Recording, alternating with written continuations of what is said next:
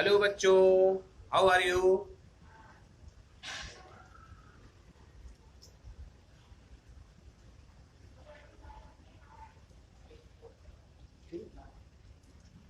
प्यारे बच्चों, पहचाने हमें? शमीम शेख, आपका प्यारा सा चैनल फिजिक्स वाला। हम लोग अभी इंट्रोड्यूस नहीं आए एक दूसरे से, क्योंकि मैंने कोई क्लासेस आपकी नहीं डायरेक्टली लिया है। अब इस चैनल के माध्यम से मैं आपकी क्लासेस ले रहा हूँ। कुंज बिहारी में मैं फिजिक्स पढ़ाता हूँ और आप लोगों को जो भी इस चैनल के माध्यम से स्टडी मटेरियल भेजूंगा उसका आप एंजॉय कीजिए। जितनी भी चीज़ें आपको मिलेंगी सारे सेलेक्टेड और बहुत बेहतरीन तरीके से मिलेंगी। आप सीरियस होकर के सारे नोट्स बनाएंगे और इसके बाद स्टडी करेंगे। पूरी आपको जो है स्टडी मटेरियल पूरा आपको मिलेगा और नोट्स भी मिलेंगे। मैंने नोट्स जितना मैं आपको पढ़ाऊंगा उतने नोट्स भी आपको मैं देता रहूँगा।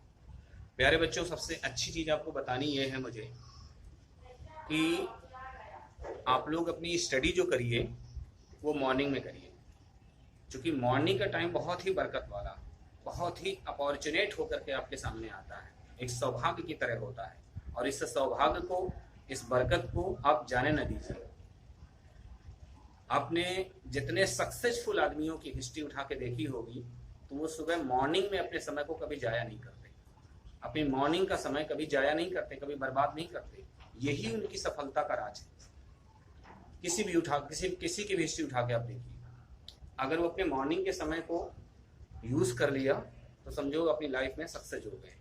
क्योंकि आपका माइंड उस समय, सुबह मॉर्निंग में जब स्टडी कोई चीज करते हैं ना, तो माइंड उस समय बिल्कुल कूल होता है, फ्रेश होता है, किसी तरह का कोई प्रेशर नहीं होता है, वो रिलैक्स कर चुका होता है आपका माइंड। उस समय जो भी चीज आप पढ़ते हैं वो तुरंत सेफ हो जाता है आपके माइंड में। इसलिए सुबह के टाइम में ही आप लोग स्टडी करा करिए ज्यादातर, मेरी एडवाइस है आपके साथ। अच्छा बच्चों, ध्यान रखना कि जो मैं पढ़ाऊंगा आपको मिक्स पढ़ाऊंगा, क्योंकि तमाम बच्चे ऐसे होंगे जो इंग्लिश मीडियम के भी होंगे और हिंदी मीडियम के भी होंगे।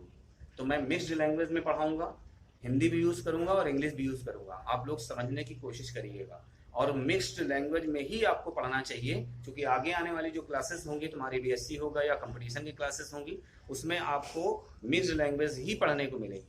क्योंकि टोटली हिंदी से कोई टीचर समझा नहीं पाता, सही से एक्सप्लेन नहीं हो पाता है। इसलिए आपको मिक्स्ड लैंग्वेज ही देखना पड़ेगा। जो हमारी बुकें आ रही हैं, अच्छे राइटर की बुकें आ रही हैं, वो इंग्लिश में ही आ रही हैं। इसलिए ज़्यादातर आपको कोशिश करना है कि लैंग्वेज आपको मिक्स्ड वाली यूज़ करना है। ओके, चलिए मैं स्टार्ट करता हूँ अपना physics classes first year.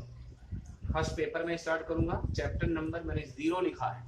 Chapter number 0 देख करके आप लोग घबराइएगा नहीं कि 0 चैप्टर कहाँ से आ गया, क्योंकि मैंने चैप्टर स्टार्ट नहीं किया। चैप्टर स्टार्ट करने के पहले कुछ चीज़ें मुझे आपको बतानी पड़ेंगी, क्योंकि फिजिक्स के जब डेरिवेशन किए जाते हैं तो मैथमेटिक्स की चीज़ें बहुत ज़्यादा आती हैं। तो मैथमेटिक्स टूल मैं आपको बताऊंगा, उसके टूल्स आपको मैं समझाऊंगा। कुछ इंपॉर्टेंट चीज़ होंगी जो मैं बताऊंगा। वैसे मैथमेटिक्स की ज़्यादातर चीज़ें आप लोगों को जनरल फार्मूले तो पता होते हैं, लेकिन कुछ नया टॉपिक होता है इंटरमीडिएट में आपका, इंटीग्रेशन और डिफरेंशिएशन। तो ये डिफरेंशिएशन और इंटीग्रेशन या फंक्शन, ये सब चीज़ें मैं आपको समझाते हुए चलूंगा और कोशिश करूंगा पूरा चीज़ें कि मैथमेटिक्स में है, अभी मैथ आपने पढ़ी नहीं होगी और ना ही इंटीग्रेशन के बारे में आप जानते होंगे, ना डिफरेंशिएशन के बारे में जानते होंगे। डिफरेंशिएशन को हिंदी में बोलते हैं अवकलन, तो अवकलन भी नहीं जानते होंगे। इंटीग्रेशन को बोलते हैं समाकलन, इसके बारे में भी आप नहीं जानते होंगे। तो मैं इनको कोशिश करूंगा कि आपको एक्सप्लेन करते हुए चलूंगा, ठीक है। तो अब हम चलते हैं सबसे पहले मैथमेटिक्स टूल्स में। हमारे पास सबसे पहले चीज आती है फंक्शन, जिसको हम लोग फलन कहते हैं। फंक्शन, ये फलन क्या चीज है बच्चों? आपने हाई स्कूल में पढ़ा होगा, आपके पास तमाम इक्वेशंस लिखे होते हैं, समीकरण लिखे होते हैं। वो समीकरण कैसे लिखे होते हैं?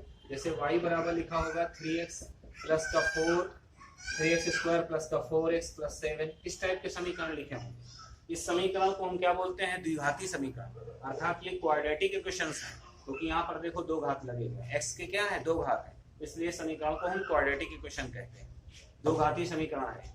अब इस समीकरण को देखा जाए तो इसमें x की वैल्यू पर y की वैल्यू डिपेंड कर रही है। अगर x की वैल्यू मैं अपनी मर्जी से 1 2 3 4 5 रखता चला जाऊंगा तो y की वैल्यू चेंज होकर के मिलती जाएगी। तो x क्या हो गया आपके पास, x क्या हो गया आपके पास, इंडिपेंडेंट वैल्यू है, अपनी मर्जी से रखने वाली वैल्यू है, और y क्या है आपकी डिपेंडेंट वैल्यू, x पर y डिपेंड करता है। तो इस प्रकार से हम कह सकते हैं कि y is the function of x, ये x का फलन है। जो फलन होता है वो उस चीज पर डिपेंड करता है, जैसे यहाँ पर y फलन है किसका, x का, तो x पर y डिपेंड करता है। x की वैल्यू आपने रख दिया 1, y की वैल्यू क्या मिल जाएगी 3 इंटू 1 का स्क्वायर और प्लस 4 इंटू 1 प्लस का 7, कितना मिल गया 3 प्लस का 4 प्लस का 7, कितना हो जाएगा बच्चों, बोलिए 7 7 14। इस प्रकार से y की वैल्यू 14 मिल गई ना। इसी तरह से अगर मैं y इक्वल टू मैं लिखा था 3x स्क्वायर प्लस का 4x प्लस 7, अगर मैंने x की वैल्यू 2 पुट कर दिया है ना, तो y इक्वल टू मेरे पास कितना बन जाएगा 2 का स्क्वायर प्लस का 4 इंटू 2 प्लस का 7, क्या मिला बताइए 3 इंटू में 4 प्लस का कितना हो जाएगा 8 प्लस का 7, ये कितना हो गया आपका 3 4 जा 12 और 8 प्लस का 7 कितना हो गया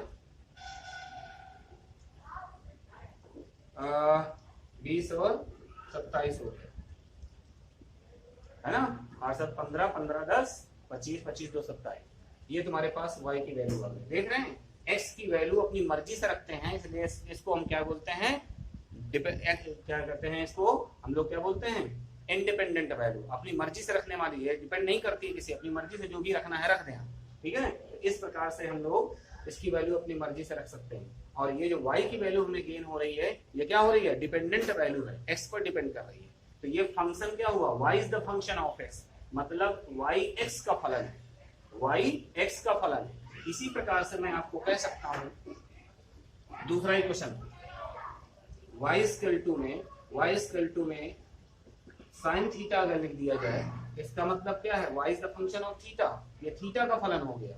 या इसी तरह से y equal to f of theta में यहाँ लिख दूं, इसको भी हम लोग बोलते हैं कि ये y क्या है, थीटा का फलन होगा। थीटा के पदों में कोई क्वेश्चन आपको दिया गया, इसी तरह से y इक्वल टू मैंने 3t स्क्वायर प्लस का 2t और प्लस का मैंने क्या कर दिया 8 कर दिया, तो ये क्या हो गया, y is the function of t हो गया, मतलब y t का फलन हो गया, बस इतना ही है।